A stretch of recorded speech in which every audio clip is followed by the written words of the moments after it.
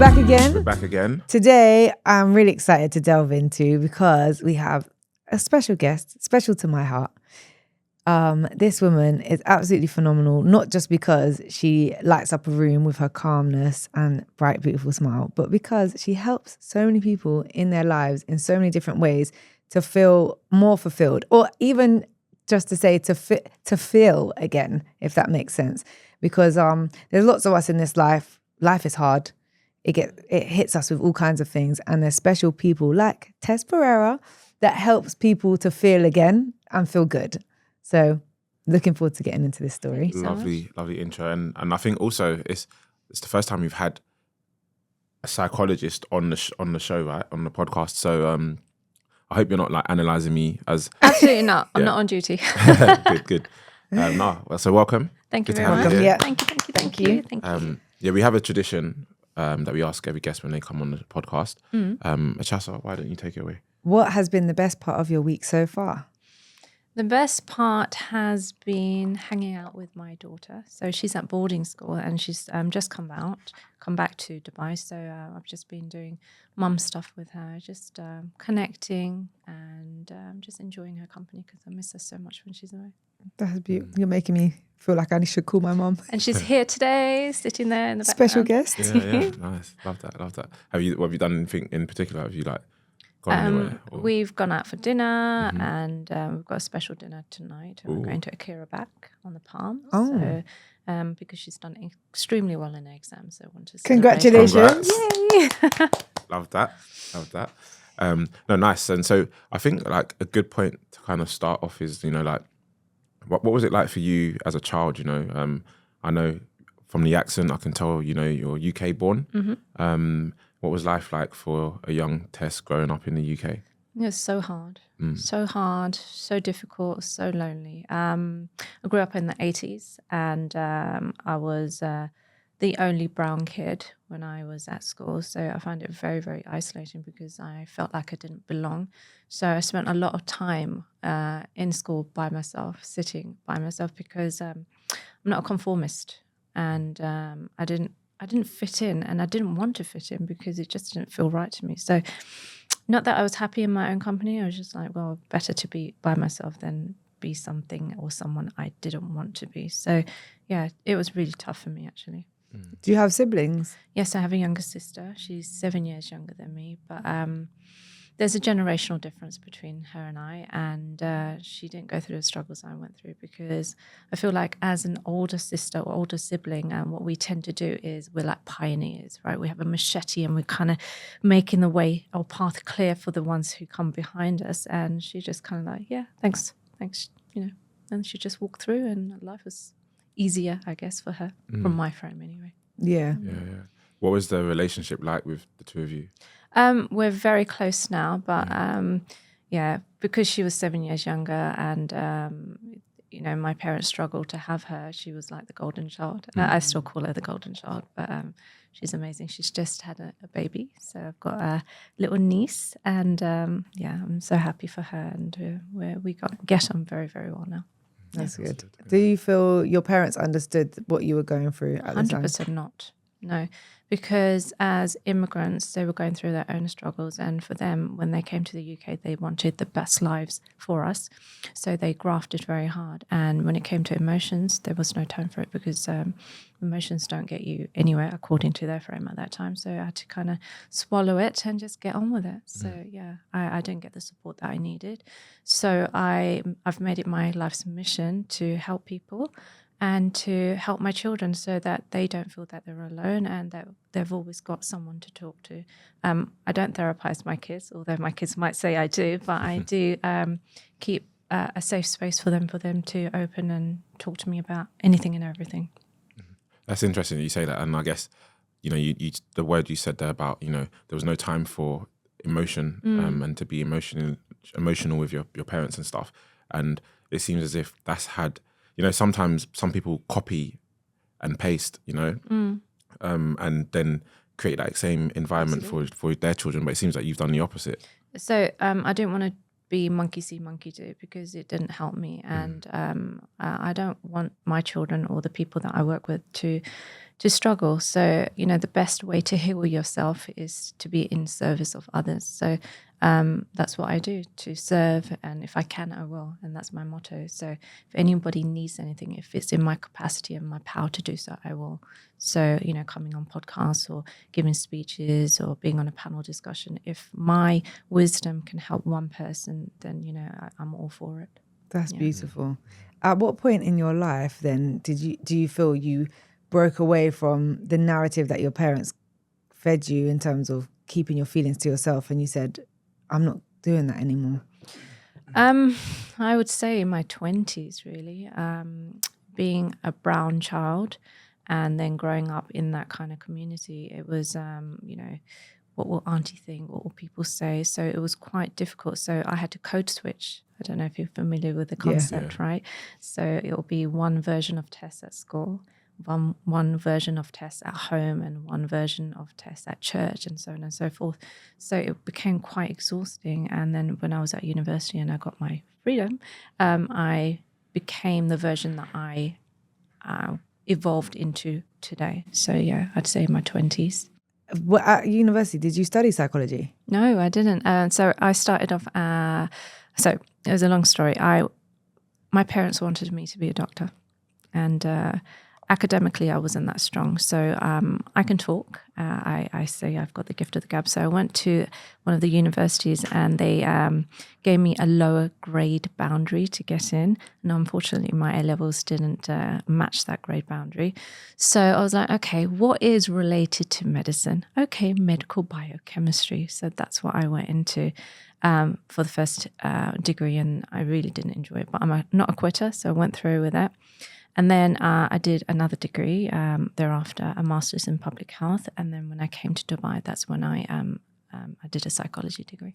So had the idea of doing psychology interested you before Dubai, or was it kind of just... Oh, it definitely interested me because I'm all about supporting people and helping people.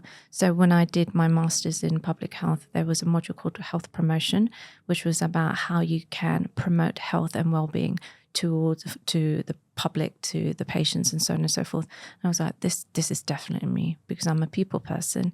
And from then I got a job in the NHS as a consultant, and then I did a course in counselling, so I became a therapist, and then I used those skills when I came to Dubai.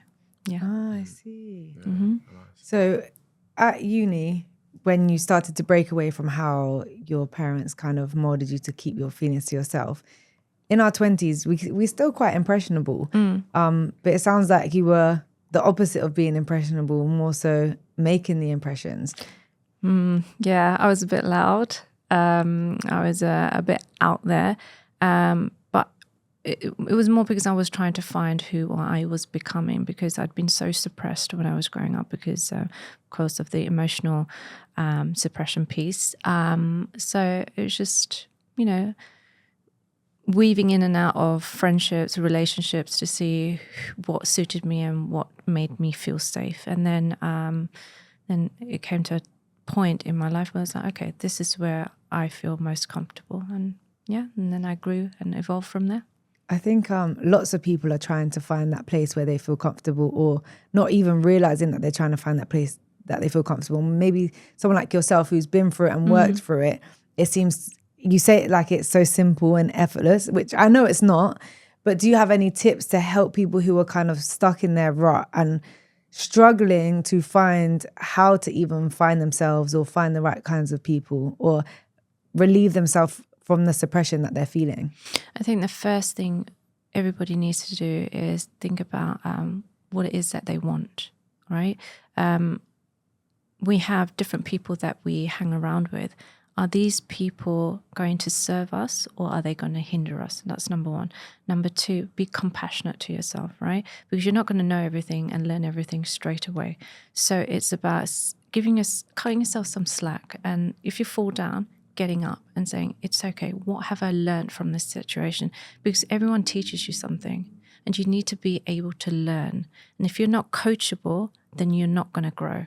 So you have to give yourself permission to be that person, to take things on the chin and go, okay, what went wrong? What went right? It's like a 360 view. If you don't do that, what happens is you become stuck in a fixed mindset, and then you get into this negative loop. I call it a hell loop, where you're doing the same thing again and again, having the same result and feeling miserable. Misery likes company.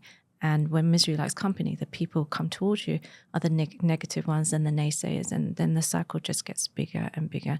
You go into this darkness. Mm. So would you say it was during uni or post-uni when you kind of, I guess, quote unquote, found yourself and, you know, found who you were, your identity that you wanted to, you know, to embrace and live with? You know, if I'm being totally honest, I found myself in Dubai. I truly found myself because I came here as I followed my ex-husband here. I brought my children here, and it was very, very isolating. And I was very, very lonely. The definition of loneliness is when you don't have connection. And I wasn't connected to anyone. So I connected very much to my kids. And I said to myself, if I'm feeling like this, there are going to be other people feeling like this. And you know, like I referenced earlier, the best way to heal yourself is to be in service of others. And I said, okay, if there are women and men like me, why can't I help them? And by helping them, I can help myself. And that's when I really found myself. That's really beautiful.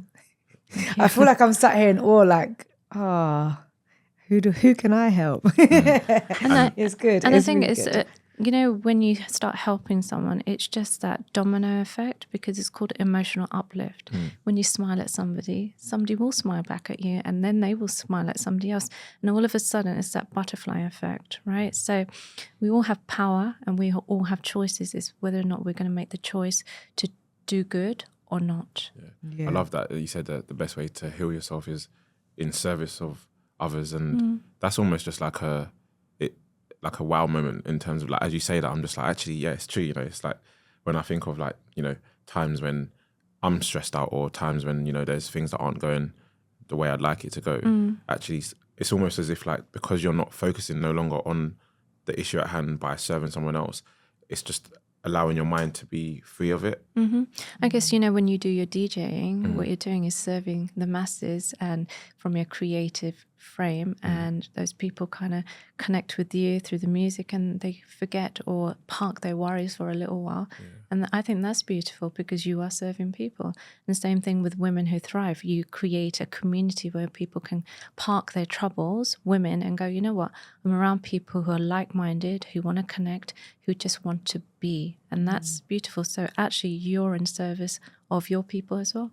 You know, when you say park your feelings, as a therapist, I've always wondered as well, like, do you guys go through a lot yourselves? Not only are you going through the whole of life for yourself, for your children, obviously you have an ex-husband now, so that's a whole other story. So it's like, how can a person compartmentalize, or is it even compartmentalizing? What do you do to park your feelings in order to serve others? I don't park my feelings. I don't allow the feelings to come into my heart. So how I do this is I create a bubble around me, and this bubble is Teflon coated in my mind. Teflon is non-stick, like a frying pan, right? And it's cobalt blue. Blue is soothing. So when people talk to me in a therapy session or when I'm doing workplace corporate stuff, I don't allow it to penetrate here, because it's not my story, it's not my issue. So it just kind of slides. Right. So that's why I can go home of an evening and be a mum and be a great friend and all those lovely things that I like to do outside of work. So it's not parking, rather it doesn't penetrate. That sounds amazing, but how does one build this bubble? How? So it's, you know, when you wake up in the morning, right, your feet touch the floor. As soon as my feet touch the floor, I have this bubble go just around me. Literally, I'm enclosed. Right? Alternatively, another way of doing it is when your feet touch the floor, it's like Iron Man, you know, so you have this armor around you. And I only open my armor or my bubble to my children and the people who matter to me. So I want to feel what they're feeling. And if they're, you know, acting out or whatever it is, right, I want to experience it, because I feel that's how you grow as a mother, as a friend, and so on and so forth. But for other people, I care, I empathize, but I have to draw boundaries. Otherwise, there was a time when I didn't have boundaries and I got very, very, very sick. I took on the struggles. I wouldn't sleep. And then I'd be like, John, let me go and do some research about how I can help him and so on and so forth. And that wasn't serving me nor my clients. So I had to put those boundaries in. So that's how I do it. And this is something you can both use, actually, having this bubble and not allowing people's words to penetrate, and their energy, because there are some people who suck the energy out of you, and then some people who empower you, and it's those ones who empower you. Maybe you can open a little bit and take their energies, because it's that emotional uplift piece as well. Yeah, that's good. What is therapy to you? What is therapy to me? Great question. It's to support, to listen without judgment, and being a safe space and a safe person for people to be whoever they are. Not the version they pretend to be outside, to be that true, authentic self. That is what therapy is to me. Because there's still a lot of stigma and taboo around therapy. It's becoming more open, I think, a lot more open, and people talk about it a lot more. Yeah. But I think there's still lots of people that are like, I'm well, I'm fine. I don't need to go to therapy. What's your thoughts on people that say, I don't need therapy? I think framing it as therapy can be quite negative, and there, like you said, there's a stigma attached to it. I think it's more of a service to yourself, right? To celebrate yourself and to kind of maybe buff yourself a little bit. So I feel when you come to therapy, I have like a cloth, right? And I'm just buffing you a little bit with your help. There might be areas you're like, I can't reach that bit, Tess, and I take it and go, how's that feel? Okay, great. My role as a therapist, as a psychologist, is to empower. I'm very descriptive, not prescriptive, by which I mean I do not tell people what to do. I offer them options for them to consider, because who am I? I'm just some random person they might have found, right? And these options are for them to take and go, okay, I'm going to try and apply that and maybe add a bit of my whatever it is so it works for them. So that is what I feel therapy is about. It's just to help people to help themselves. Like a stepping stone. Do you yourself have a therapist as well? I do. And when I connect with my therapist, it's I like to be challenged. So my therapist asks me a lot of questions, and what does that mean, and so on and so forth. And it allows me to go deeper and deeper. There's different types of therapy as well, isn't there? What sort of therapy would you say you specialize in? So I practice 3 modalities: talking therapy, what we used to call counseling way back when, where you just talk and talk. Now with the talking, it's all well and good. What do you do with it? So I also practice CBT, cognitive behavioral therapy, which is to take whatever you've been speaking about and help you think about it differently, right? And this is where I challenge and ask questions, because we all have a pattern of thinking and a pattern of behavior. This is also known as a modus operandi. By challenging that modus operandi, people are, okay, I never really thought about it like that. And when people start thinking about it from a different frame, sometimes their worries are not as heavy. And when it's not as heavy, what happens is we start moving. When we start moving, get momentum. Momentum creates momentum. Then we go on that trajectory. I was going to say, as you're helping people to reframe or think about certain situations in a different way, do you find that lots of your clients then they might come back to you in a session, maybe 2 sessions down the line or 5 sessions down the line, and they're already reframing things themselves? Or do you find they still need your help to do that? They reframe towards the end of the session. So all of a sudden it's like, okay, because it's what we're trying to do is change the pattern. And sometimes we just need to tug at a few strings and go, that makes sense. And they start automatically helping themselves by changing the language that they might use or how they see the world, right? So I'm very curious. And do you know there is an antidote to judgment? No. What is it? Yeah. I'm intrigued. It's curiosity, because you might think something or feel some sort of way, but when you ask questions, what happens is like, that's not what I thought. That's not how I feel. So when I'm in therapy with my clients, what I do is ask lots of questions, because actually a lot of people are judging their own selves, right? By actually challenging them with specific questions, what happens is that, do I really need to think about it like that? Is it because of what my mum did or what my dad said, or because my brother did that? That's why I'm thinking like this, and because he So when we ask specific questions which counters the narrative, all of a sudden it's like, I don't really need to think like that anymore. And that's the power of therapy.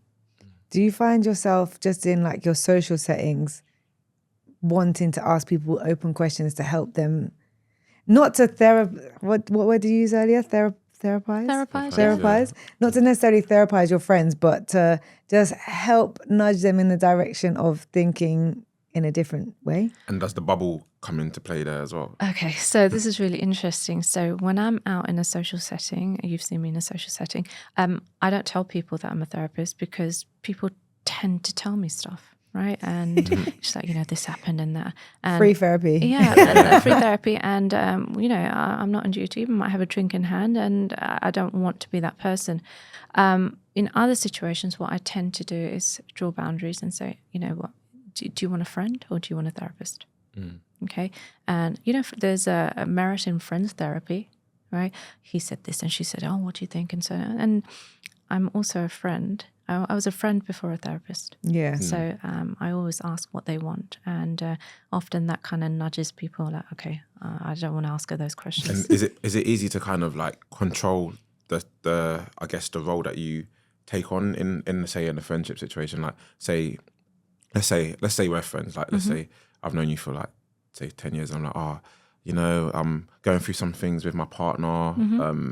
Like I need some advice. Like how do you in that moment, give advice as a friend with maybe their best interests at heart, which might be to fix the situation with the partner, or as a therapist that might be like, actually, do you know what? This isn't good for you. Like, how do you kind of like in that moment? So I think the magic word is advice. I don't advise my clients to do anything. I ask questions for them to think about their own solutions. Okay. In a friendship, if you ask me something, I'd share what I felt from a personal perspective based on what I know of you. Now, if you were a client, I can't do that because I'm not going to be in your life. But as your bestie, I'd be like, babe, come on, think about this from a different perspective, and so on and so on. And my pitch and tone changes as well. Do you know, like, is it easy? Like, do you sometimes see yourself maybe perhaps going too like friendly and then actually being like, actually, no, do you know what? Let me kind of kick back a little bit, or is it just have you been doing it for so long now that it's just like you can just go from here to here? It's a bit of both. Sometimes when I meet new people, I'm like, interesting, and then I'm like, okay, that's fine. What am I wanting? What does he want? What does she want? And I kind of go, okay, I will go in the direction that he or she might lead me to. But as a human, I'm very curious. I said earlier that I didn't really conform. I didn't fit in. That allowed me to question things. And I'm like, why is she doing that? Why is he doing that? Why is the teacher like that? So I've been asking a lot of questions in my head. So now I can't help but ask questions, right? So, we've just met and I was asking you lots of questions and you were like, where are you from? And I was like, it's because, I'm very curious about your curiosity. So, it forges great friendships because you're actually genuinely interested in someone. And actually talking about things, not just the weather, but personal things. And that's the connection piece, because you can get rid of loneliness through connection. Have you got any like top tip questions that you think people should be asking each other more? Or not just people, but friends? How's your heart? Oh, that's so nice. That's powerful. How's your heart? What does that mean? What does that mean to you? I think that to me, in this moment, I'm thinking you're asking me, how am I below the surface? Like obviously the heart is below the surface, and I feel like you're not just, sometimes people are polite and they're like, oh, how's it going? How are you? And it's just, that's just the thing to do. But I think if someone said, how's your heart? Straight away, I'm thinking, oh, actually this person isn't just, doing the niceties and playing along with the game, actually has a vested interest in actually knowing how. So when I ask this question to people, it's because I genuinely care. And I really want to know. You're very right. There's how are you? I'm fine. I'm good. All right. It doesn't mean anything because it's just pleasantries. It gets you from one part of the conversation to the next part, right? So if you go to the coffee shop, hello, ma'am, sir, how are you? Right. And you say, yeah, I'm good. I'm fine. And then it's like, how are you? I'm good. And it just moves on to what you want for your coffee selection, right? But when you ask questions that actually connect with people want to tell you more because they can see it. And, when you establish eye contact as well, what happens is people are like, she actually cares. And I do genuinely care about people. And this is something that everybody can actually apply. And with this care, I know you specialize as well in supporting relationships. So a lot of care needs to go into a relationship with yourself first and foremost, but in relationships in general, where there's so many different feelings and thoughts and personalities and life impacts. I'm sure that actual great element of care that you have comes into play when you're supporting couples coming together. How do you find it supporting couples? Is it more challenging than supporting an individual? It's different from individual. I think as a couples therapist, what I do is I always tell everyone I'm Switzerland, by which I mean I am not on anyone's side. So what I do is translate what men and women say. So if you were a couple, you'd be like, this and this. I'll take that and go, okay, is this what you mean? And is this how you interpreted it, right? Because what we do as in relations, any relation, friendships, couples, whatever it is, we make assumptions. Oh, that's how she is and that's how. But in the beginning of our relationships, we don't because we're like, that's what he does. And after a while, patterns emerge, right? Oh, yeah, I know he's not going to do it. I don't know, all that kind of stuff. So for me, I take that pattern and I try to take it apart, right? I unpick and unpack by asking questions for people to kind of go, is that what he was trying to say all this time? Oh, that's what she meant. But in order to do that, we need to get rid of the language like, I'm good, I'm fine, because it's ambiguous. It doesn't tell us anything. So, yeah.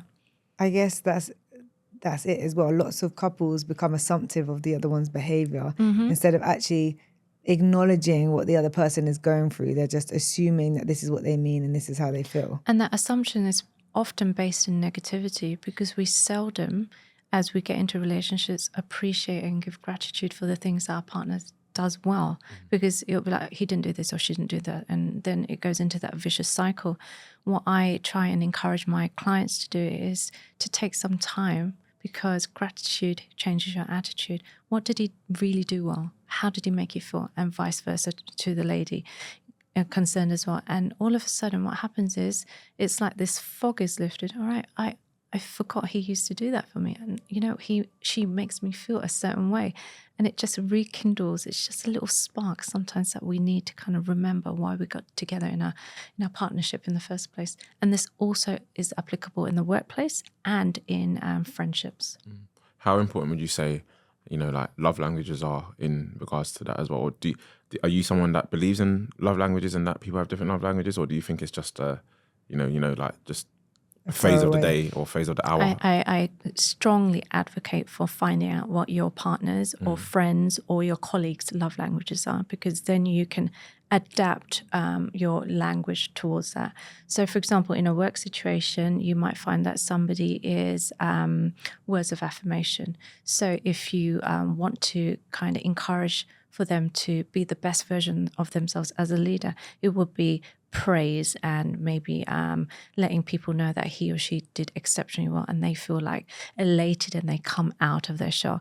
In a relationship perspective, we often give what we want, right? So if, for example, yours is words of affirmation, you will be saying to your partner all these lovely things in the hope that she may say it back to you.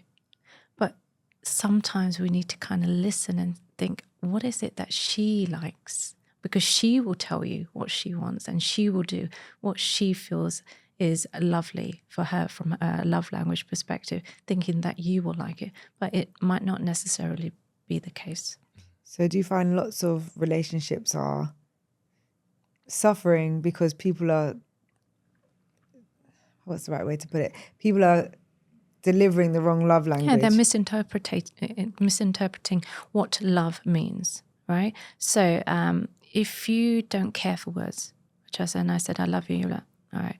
But if I filled up your petrol tank, or if I went to Spinneys and got your favorite chocolate and I did the food shop for you, I'm like, oh my God, she really loves me.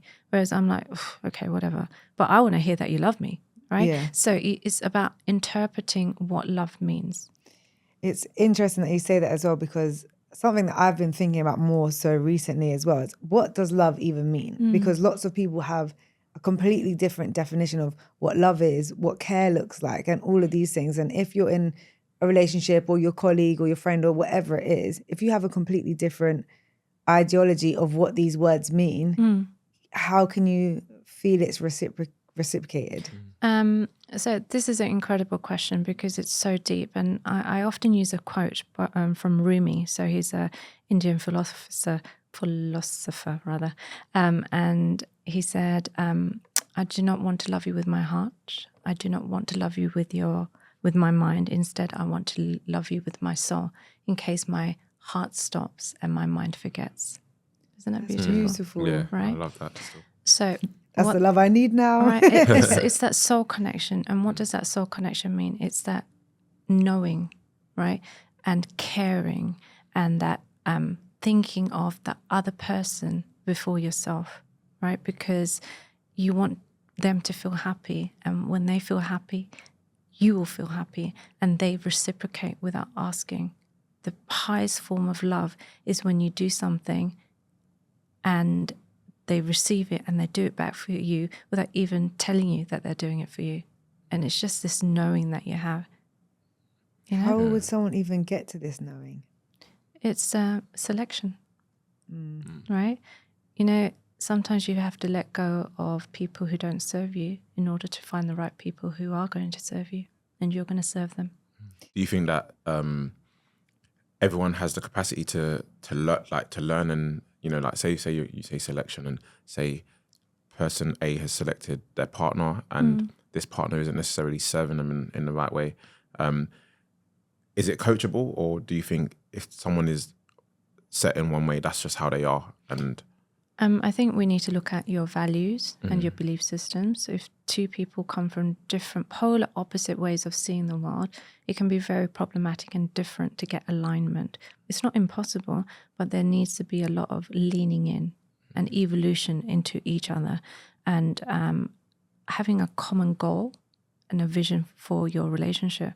But a lot of people, I guess, don't really think about that. Think, he's nice, she's nice, they'll do. And, they just kind of coast until he doesn't serve them. So can you be coachable? Yes. But in order to be coachable, you need to be open. And in order to be open, you need to be of a growth mindset. And in order to be of a growth mindset, you need to be curious about each other. Because you find lots of people stop being curious of the other. Absolutely. And when they stop being curious, what happens? You start judging. He does that because of this, and she does this. So it's always about open communication. Do you often find with the couples that you are supporting, one of them's dragging the other one there? Sometimes. So the first question I ask is, do you want to be here? Right? Because... How many people say no? A few. She told me to come. Well, he booked it in. And I asked them, okay, so do you want to be here? And they're like, I paid now, so I might as well. I said, okay, so this is what I do. And I hope that you have some sort of value from today's session. And if you don't, thank you, and goodbye. And how do you feel most of them kind of feel after the session, those ones that are obviously quite hesitant at the start? I think they're quite shocked because I'm not for everyone, right? I don't sugarcoat. And some people really like people who just are abrupt and to the point, and it works for them. And those people are like, okay, I see value in this, and I see value in you, Tess, and I want to come back and really find out what the pain points are and try to kind of release this pain points. So yes, a lot of people are like, okay, let's do this. What would you say is, like, based on your experience with, I guess, couples and stuff, what would you say is the biggest reason for a relationship breaking down? Infidelity. Really? Lack of communication. Lack of connection. Drifting. coasting. Sometimes when children come, priorities change for the mother, rightly so. And then the other party, the husband, the partner might feel neglected. And that's often because there isn't any communication, or there is minimal communication about feelings.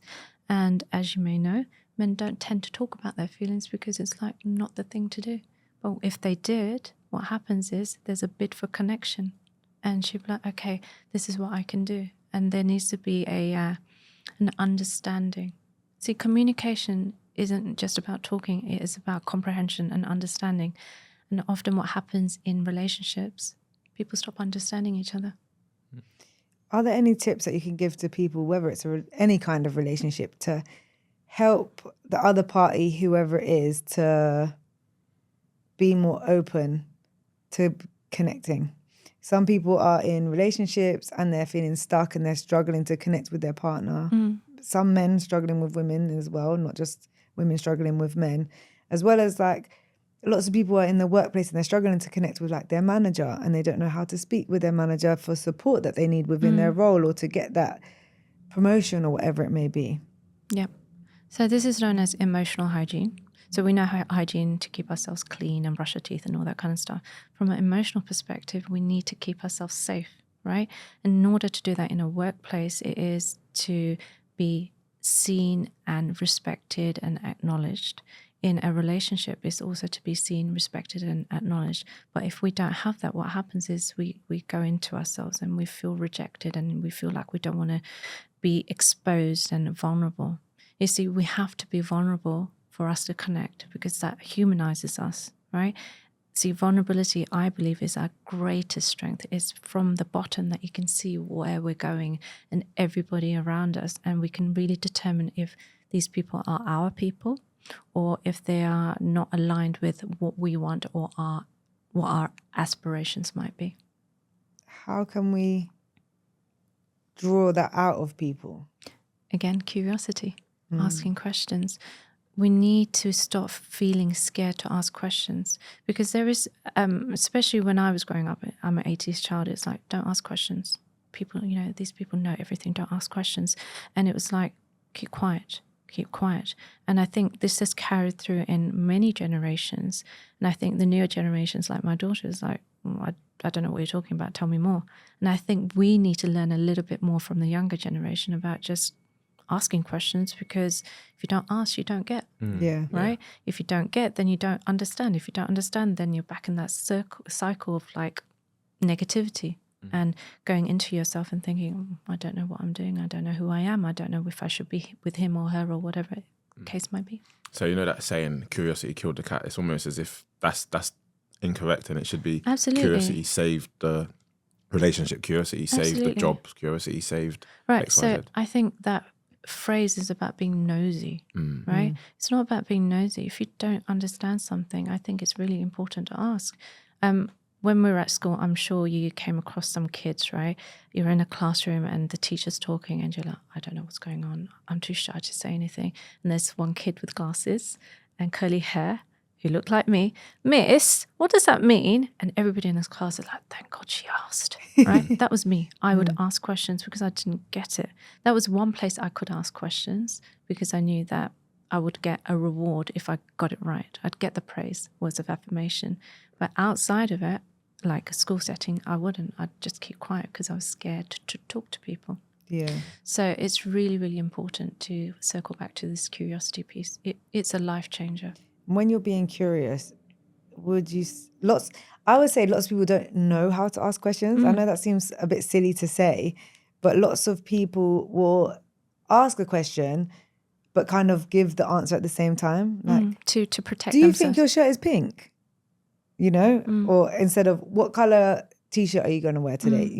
So what kind of tips can you give to people in terms of how to actually ask a question? If I said to you, Chelsea, can you help me? How would your heart feel? What would you be feeling and thinking?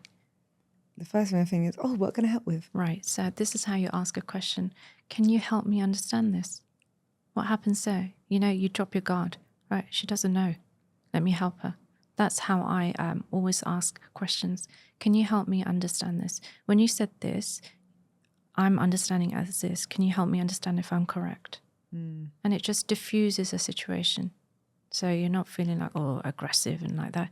It's more like it comes from a place of you really, really want to learn about that person.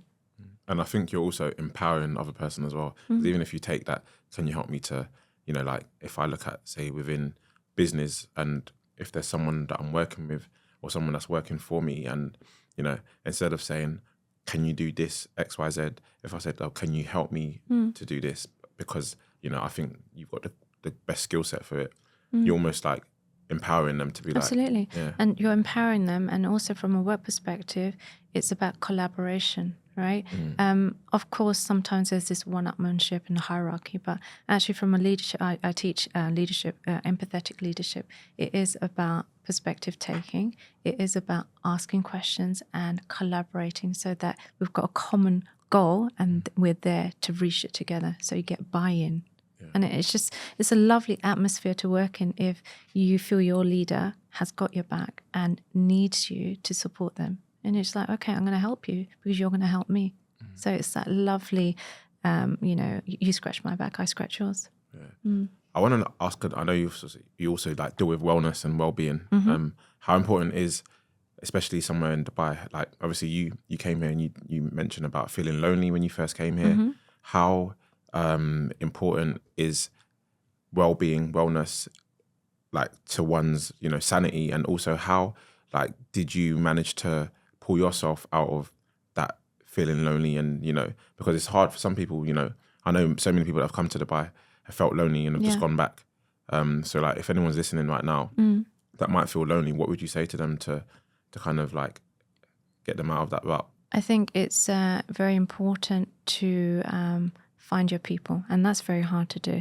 So what I did do is join some groups to see if there were like-minded people, and I asked questions to see if there's some sort of alignment. You see, in Dubai, there's so many different nationalities, right? And you're both from London, right? Okay, it's that London connection. You just know if someone's from London. There's this, a knowing, right? And then you can start asking questions. It's about finding your people amongst the whole heap of people that are here in Dubai. That's number one. Number two, failing that is going to the gym. The gym saved my life. I'm not going to lie. When I came to Dubai, I was very depressed and I ate a lot. And they say about the Dubai 1 stone, it was 2-3 stone for me. And I ate, and a whole story about being fat shamed and all that kind of stuff. But I went to the gym and I started moving my body. When I started moving my body, the endorphins started kicking in and started feeling like, you know what, I've got this. Because you forget, in that 1 hour, I had a PT. In that 1 hour, he would be telling me to do this, this, this. And I was just thinking about moving my body. And you're not thinking about everything else, the worries. And then the momentum was like, okay, I've got this. And the more regularly I went, the better I felt within myself. And then when your frequency rises, what happens is the people around you also change, because those are the people who come towards you. And then I found my people. And from that group of people, I found a few select people who became my people. And life just changed from then. That's really nice. Yeah.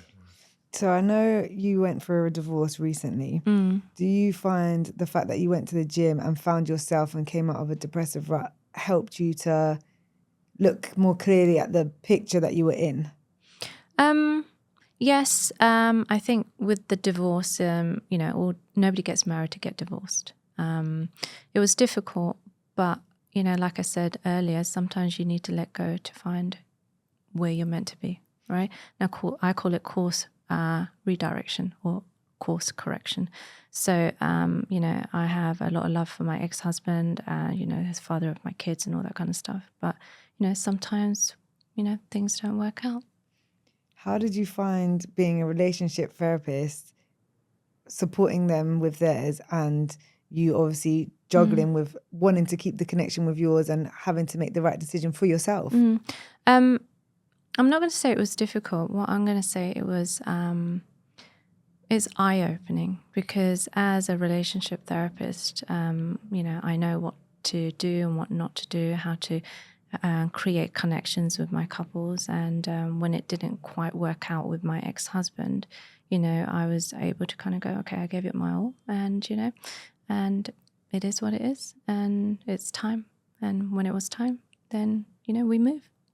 No, I hear that. I respect that. I wanna touch on this Shaniqua I know this was element next. I mean, Achasa, you said to me that she's got an alter ego called Shaniqua. And I was like, that sounds like a Caribbean name, East London. I grew up with Caribbeans, Jamaicans. I grew up with Trinis. I grew up with Ghanaians, Nigerians, right? So there's a certain swagger, right, that my black folk have. And I used that because when I was growing up, I was the one brown kid. And I found that when I was around my black friends, there was this kind of oozing of confidence and, not taking any BS from people. I was like, I want a bit of that. So I kind of used some of their energy to kind of have this persona so that people didn't take advantage of me. I'm softly spoken, as you know.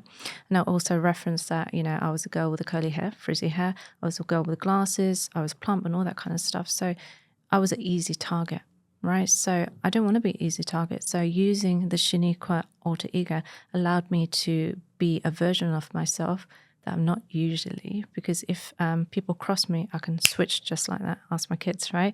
Because I protect my own. Right, and I'm fiercely loyal. So if somebody does anything that goes against my ethos, my friends, and it hurts them, I'm there, I'm down, and I'll just roll my sleeves up and take my hoops off. I'm one of those. So Shaniqua helps me to be that. How often does she come out? Only very, very rarely, and she has to be pushed. And it's all about safety of my people. So. On the tube when I was there in the summer, my dad's quite elderly, and someone barged into him, and I was like, nah, we don't do that. And I demanded an apology, and my father received an apology. So that kind of stuff. Yeah. Would you implore other people to not necessarily have the same kind of fear Shaniqua, or have some kind of, persona to support them with their lives? I think lots of celebrities have personas, like Sasha Fierce, Beyonce, and that allowed her to be more confident and be a version that she can be on stage, which she isn't actually, from some of the reports that were said. I think it's important to have this alter ego when you're presenting. Right, I'm not Shaniqua when I present, but I am a version that is very, very confident, even more confident, but I can then switch it off and be my own version, so open to learning and so on and so forth. So I think it's important to have this version that you can just kind of throw yourself into, get what you need to get done, move in the direction that you need to move in, and then kind of go, I've done that now. Okay, I can revert back to type. Yeah, I think a lot of people in many aspects do that. I know certainly me with my DJing and stuff, and when I'm on stage, like sometimes I can't, like I really don't want to be there, but it's just like the moment in your day, it's just like, let's go kind of thing. And then, when you're off, you just switch off. And I imagine like teachers, they probably have to do that when, they go into the classroom and, teaching a bunch of kids and stuff, they have to kind of put on their teacher voice and like, so I've seen that firsthand, Absolutely. So, yeah. And it's funny that you reference the teacher piece. Like, we all know when we were growing up, teachers were like the scary version. But when you grow up and you go to sixth form, they're not like that. They're like, they're all right? It's the version they have to portray to earn that respect and command the room. And sometimes that alter ego allows you to do so. But would you say your alter ego or these personas are a part of you at the same time? Because it's like people say, I'm just putting it on, but you are putting it on, but it's also you that's doing it. Absolutely. I would say Shaniqua is a part of me, and she only comes out when there's trouble. Yeah. Mm-hmm. What would you say to anyone that's listening to this podcast and is, like on the fence about, therapy and, opening up to people? What's the one thing that you could say that could encourage someone who, probably hasn't explored therapy before, to take that step? I would look at it from a car servicing perspective, right? We need to change the oil in the car. We need to take the car for a service so it runs really well, however old the car or the vehicle might be. Why are we any different? Sometimes we just need to go and just talk to someone just to clear things from our system, to detox, and allow us to kind of breathe. And what I allow my clients to do is give them a platform to breathe. And once you breathe, you let it go and you let it flow. That's really nice. I'm really interested to touch briefly, because I'm just looking at the time, but briefly on vulnerability, because a lot of what we've spoken about today requires people to be an element of vulnerable.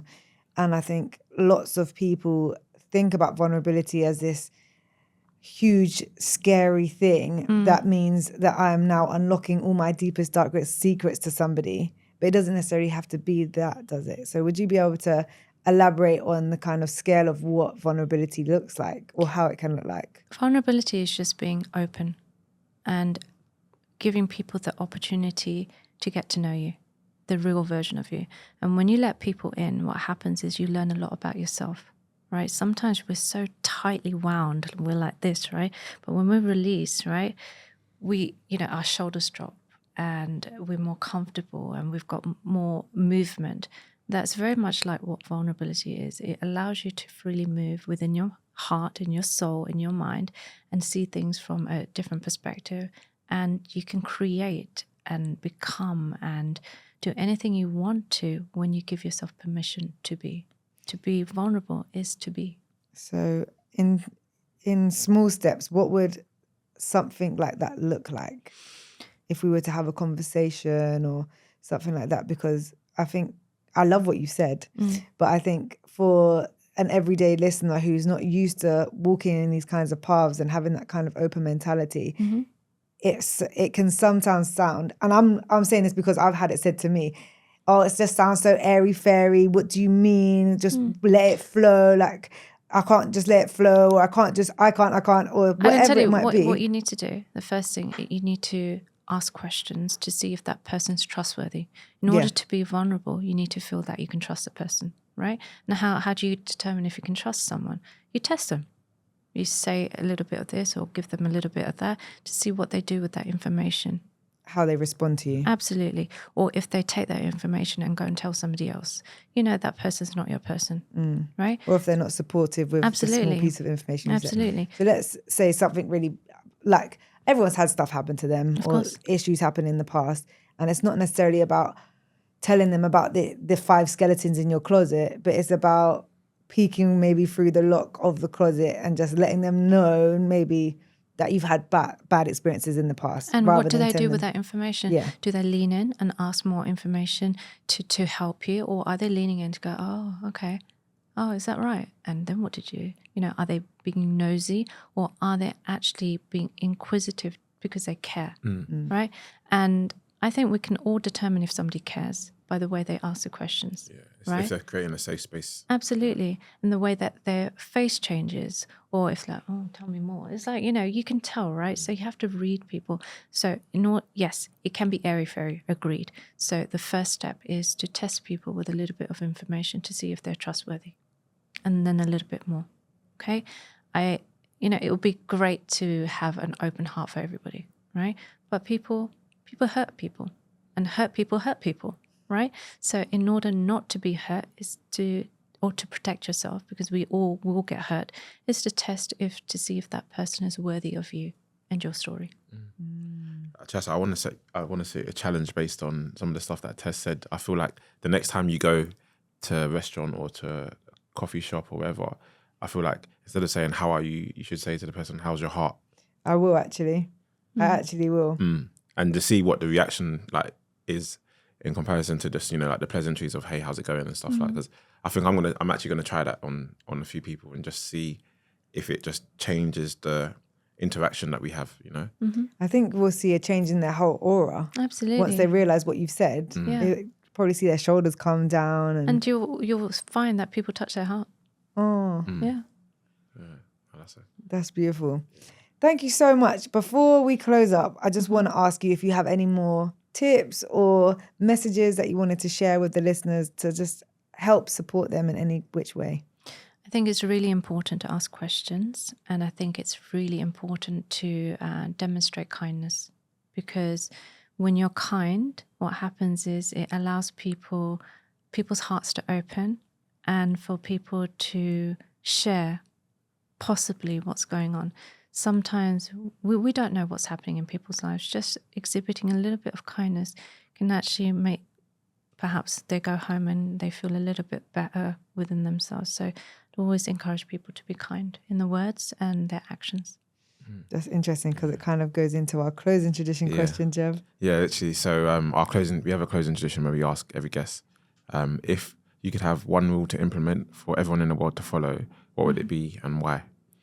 The kindness piece, but if it's not the kindness piece, it is to ask questions, lots of questions, and don't be afraid to ask questions, and don't be afraid to receive the answers as well. Yeah, no, love that, man. It's been great having you on. Thank you. Where can people find you if they they want to reach out to you?